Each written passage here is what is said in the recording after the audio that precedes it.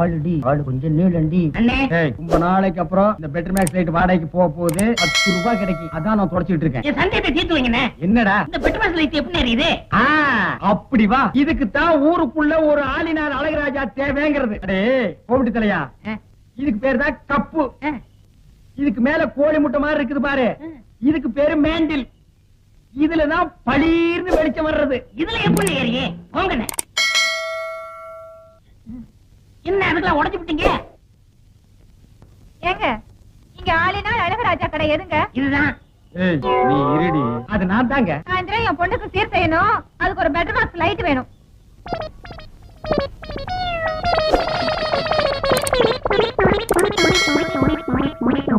ஏங்க better maths லைட்டே வேணுமா? ஆமாங்க. இந்த பந்தெல்லாம் கொளுத்தி கூடாதுங்க. பந்தமா?